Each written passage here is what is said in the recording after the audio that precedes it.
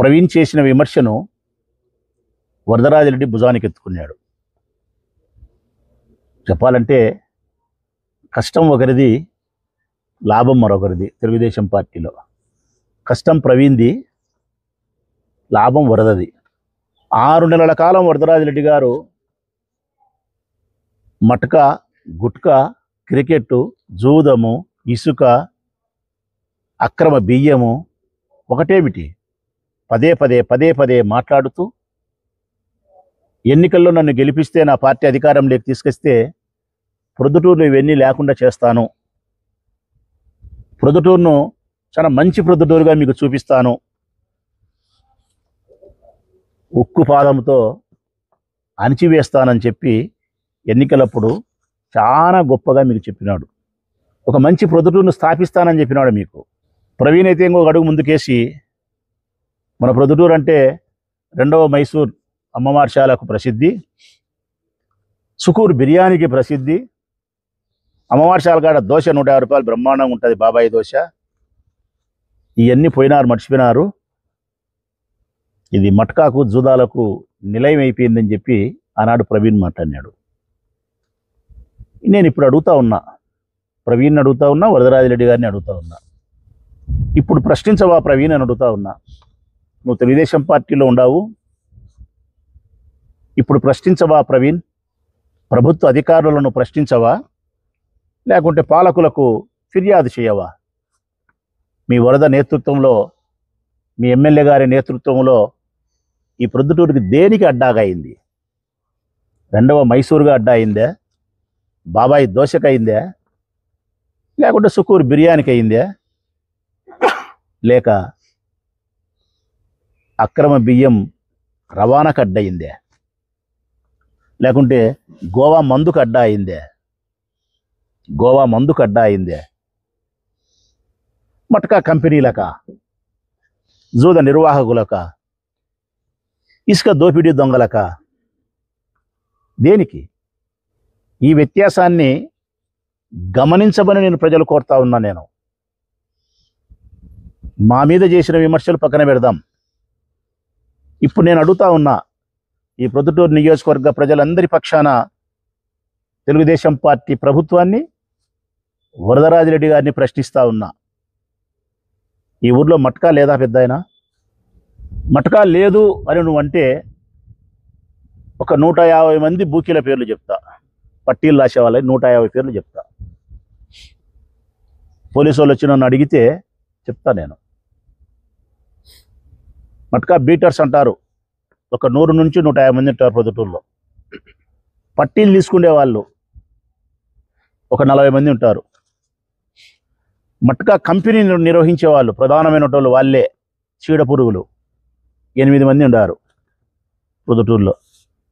ఈ 8 మందిలో 2-3 ప్రధానమైన వాళ్ళు నీ పార్టీలోకి, నా పార్టీలో నుంచి వచ్చిన కౌన్సిలర్ దగ్గర ఉన్నారు. నా పార్టీలో నుంచి నీ పార్టీలోకి వచ్చిన కౌన్సిలర్, మహిళా కౌన్సిలర్ భర్త దగ్గర ఉన్నారు. స్వయంగా మీ కౌన్సిలరే మట్కా పట్టీలు సిక్కి FIRలో నమోదైనాడు, మునీర్. మరి ఎందుకు 7 నెలల కాలం గడిచినా నువ్వు మట్కాను నీ ఉక్కు పాదముతో అణిచివేయలే? ఇంకా మట్కా ఎందుకు ఎక్కువైంది? ఎంత మట్కా కలెక్షనో తెలుసునా ప్రజలారా? రోజుకు ఒక్క ప్రొద్దుటూరులో ₹1 కోటి కలెక్షన్ అవుతుంది మట్కా. ఇంకా మీకు మెరుగైనటువంటి అవగాహన కావాలా, పేర్లు కావాలంటే నేను ఇస్తా. అణిచివేయండి వరదరాజిరెడ్డి గారు. నేను అనొచ్చు ఈరోజు, మరి ఈ మట్కా వాళ్ళ దగ్గర నుంచి ఈ 1 కోటి కలెక్షన్లో నీకు నీ కొడుక్కు ఇన్ని లక్షలు ముడతానాయి అని చెప్పి బట్టగాల్చి నీ మొగాన వేయొచ్చు నేను. కానీ నీలాగా నా నోరు అబద్ధాలు మాట్లాడదు కదా ఆయన. ఈ మట్కా వాళ్ళ దగ్గర నుంచి నీకు లెక్క రావడంలే, అది నా నిజాయితీ. నిజంగా చెప్తా ఉన్నా, నువ్వు నాకు చెప్పలే అట్లా నా గురించి. నువ్వు ఈ మట్కా వాళ్ళ దగ్గర నుంచి నీకు లెక్క రాలే. ఈ మట్కా ఆడుకోండి అని చెప్పి నువ్వు చెప్పలే. కానీ ఈ మట్కాను నిర్మూలించడానికి నువ్వు తీసుకునే చర్యలు లేవు. నీ మనుషులు మట్కా కంపెనీలు పెడితే నువ్వు మందలించే పరిస్థితుల్లో లేవు. నువ్వు నీ కొడుకు. నువ్వు మందలించేవానివైతే నేను చెప్పిన కౌన్సిలర్ భర్తను మీరు బయటకు పంపిస్తారు. నువ్వు మందలించేవానివి అయితే మురీరు కౌన్సిలర్ పదవికి రాజీనామా చేపిస్తావు. పోలీసులు పిలిచి మటకా బీటర్లకు కాదు వేయాల్సిన నరదండాలు, మటకా కంపెనీని నిర్వహించే వాళ్లకు ఈ ₹1 కలెక్షన్ తీసుకుంటారు చూడి, వాళ్ళకి చేతులకు అరదండాలు వేయించింది.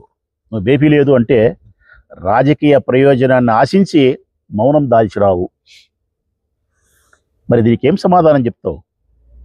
నేను అక్రమ బియ్యమే రవాణా చేసి ఉంటే, నేను కొనిచ్చింటే నాకు ఆ బియ్యం అన్నమే పుట్టకుండా పోవాలా, ఈశ్వరుని శాపమే ఉండాలి నాకు. ఈరోజు మేం చెప్పేది కాదు, మీ పత్రిక ఆంధ్రజ్యోతి ఆగని రేషన్ దందా, మీ పత్రిక ఆంధ్రజ్యోతి నిన్నలేమన్నా ఆటోనగర్లో 184 మూటలు, ఇప్పటి వరకు 90 సార్లు పట్టుకుంటారు. కోట్ల రూపాయలు విలువ చేసే అక్రమ బియ్యాన్ని పట్టుకున్నారు. ఈ అక్రమ బియ్యం రవాణా చేసేదే నీకు దగ్గరగా ఉండే ప్రధానమైన 2-3 కౌన్సిలర్లు. మరి ఎందుకు అక్రమ రవాణాను నువ్వు బియ్యాన్ని ఆపలేకపోతున్నావు? తప్పు చేసే నీ కౌన్సిలర్లను ఎందుకు పార్టీ నుంచి పదవుల నుంచి తప్పించలేకపోతున్నావు? ఫ్లెక్సీలు వాళ్ళే వేస్తారు. నీ మటకా పట్టి తీసుకునేవాడు ఫ్లెక్సీ వేసినాడు ఒకటి నీది, చూసుకో. ప్రొద్దుటూరులో బియ్యం తోలేవాడు కొనేవాడు ఫ్లెక్సీలు వేసినాడు, నీ చూసుకో నువ్వు కావాల్సింటే.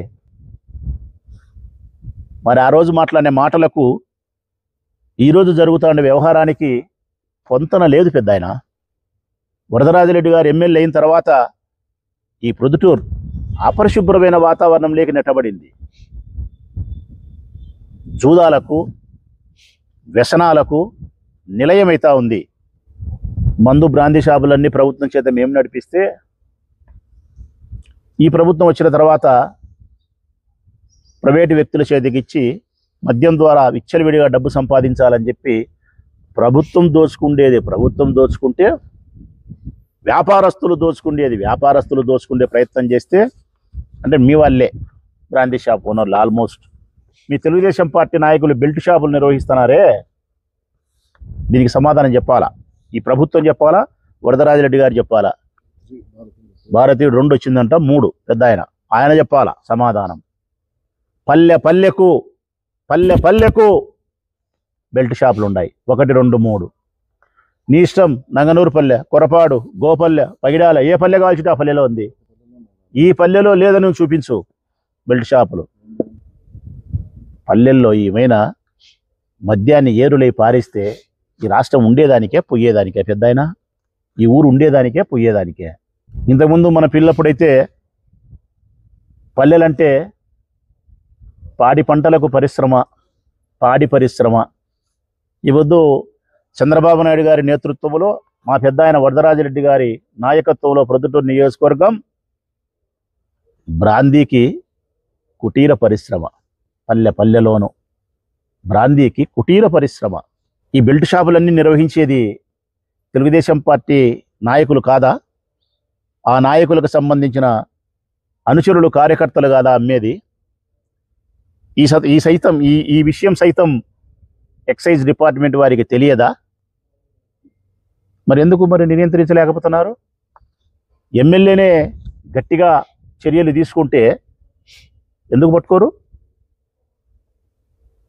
మరి వరదరాజిరెడ్డి గారు ఆ రోజేమో పెద్ద మాటలు ఆ రోజు మాట్లాడా, ఈరోజేమో ఇంకో రకంగా జరుగుతూ ఉంది.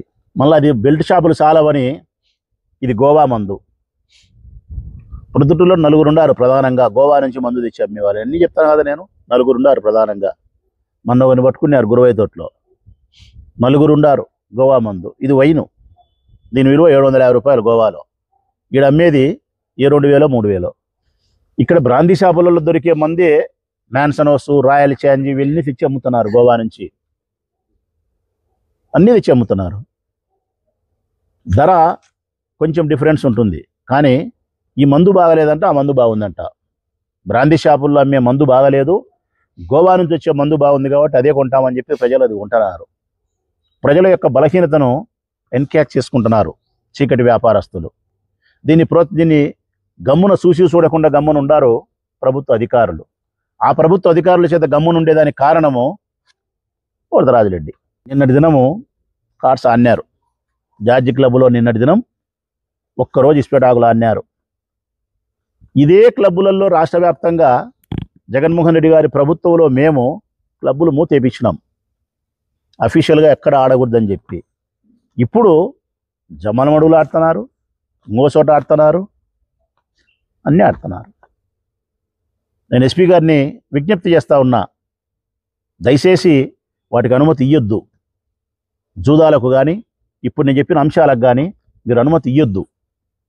సంసారాలు సర్వనాశనం అయిపోతున్నాయి. విపరీతంగా ప్రచారం చేసినాడు పెద్ద ఆయన జూదం గురించి. ఆయన గెలుస్తానే మొట్టమొదటి ప్రభుత్వం ఏర్పడిన తర్వాత మొట్టమొదటి ప్రొద్దుటూరులో మంగతాయి ఆడిపించిందే చౌటపల్లెలో. మొట్టమొదటి జూదం నిర్వహించిందే చౌటపల్లెలో. ఇది సాలదని ఈ మధ్య వరదకు సంబంధించిన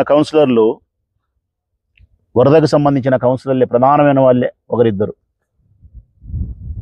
గోవా ట్రిప్ అంట, కాశీయాత్ర మాదిరి గోవా ట్రిప్, క్యాష్నో అంటే ఇక్కడ 2 లక్షలు 3 లక్షలు 4 లక్షలు డిపాజిట్ చేస్తే కొంతమంది యువకులను ఆట ఆడే వాళ్ళందరినీ తయారు చేసుకొని వీళ్ళే ఫ్లైట్ టికెట్లు పెట్టి వీళ్ళే ఆడ 5 స్టార్ హోటల్ ఇచ్చి భోజనము బస ఫ్లైట్ టికెట్లు అన్నీ వీళ్ళే, ఈ కౌన్సిలరే. అక్కడ జూదం ఆడుకొని రావాలా, గెలిచినా ఓడినా డబ్బులు ఇస్తారు, ఇబ్బంది లేదు. మరి ఇక్కడ నుంచి సప్లై చేసేందుకు ఏమి వరదరాడి మనిషి కౌన్సిలర్కు లాభం అంటే కనుక మనుషులను పంపించినందుకు జూదానికి కమిషన్ ఇస్తారు ప్రజలారా. ఆ కమిషన్ మీరు ఏమన్నా 100లో 1000 అనుకుంటున్నారు, కాదు. వ్యాపారం పెద్దగా జరిగితే కోట్లు సంపాదిస్తారు. ఇప్పటి వరకు నేను చెప్పిన దానిలో ఏదన్నా సంసారానికి ఉపయోగపడే చర్యలు ఉన్నాయా పెద్ద ఆయన? ఇంట్లో పిల్లాము పిల్లోళ్ళు సర్వనాశనం అయిపోయే పరిస్థితులే కదా. బువ్వకు, మర్యాదకు, చదువులకు, గౌరవానికి అన్నిటికీ భంగం కలిగే పనులే కదా ఇక్కడ జరిగేది. మరి ఈ అన్నిటినీ ఎందుకు నువ్వు నియంత్రించలేకపోతున్నావు? ప్రభుత్వంలో ఉండి ఎమ్మెల్యేగా ఉండి నేను నియంత్రిస్తాను, ఉక్కుపాదం మోపుతానని చెప్పి ఈరోజు నియంత్రించకుండా అంతా నీ మనసులే వాటిని జరుపుతూ ఉంటే నువ్వు మౌనం దాల్చడం వెనుక ఉండే రహస్యం ఆదాయమా, రాజకీయ ప్రయోజనమా?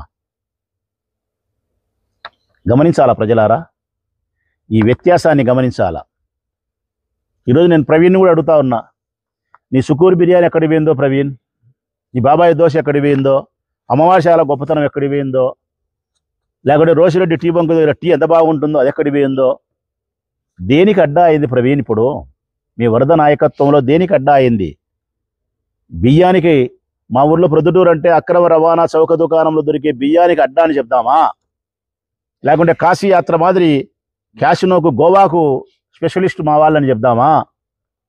లేకపోతే మంచి మంచి గుట్కా ప్యాకెట్లు దొరుకుతాయని చెప్దామా? జూదానికి స్పెషల్ అని చెప్దామా? దేనికి స్పెషల్ అని చెప్దాం? నేను ప్రవీణ్ కూడా చెప్తా ఉన్నా, ప్రశ్నించు ప్రవీణ్.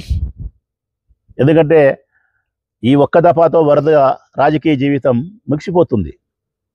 తర్వాత చెప్పలేం, దేవుని దయ ఉంటే నువ్వు అభ్యర్థి అవుతావు ఈసారి నాకు. మరి నీ రాజకీయ భవిష్యత్తును అంతరించిపోకుండా ఉండాలంటే, ప్రజల హృదయాలలో నీకు కాస్త విలువ ఉండాలంటే, ఈరోజు నీ పార్టీ నాయకులు చేసే తప్పులను నువ్వు ప్రశ్నించగలిగితే, ఫిర్యాదు చేయగలిగితే, ప్రభుత్వం దృష్టికి తీసుకుపోగలిగితే ప్రజల్లో నీకు మంచి చిరునామా ఉంటుంది. రేపు ఎన్నికలకు నీకు ఉపయోగపడవచ్చు. కాబట్టి నా మీద నువ్వు ఎంత విషప్రచారం చేసినప్పటికీ నేను వాటిని అన్నిటినీ మర్చిపోయినా. నువ్వు అభ్యర్థి కాదు కాబట్టి మర్చిపోయినా. కానీ నువ్వు చేసిన విషప్రచారం వల్ల వరదకు లాభం చేకూర్చినావు.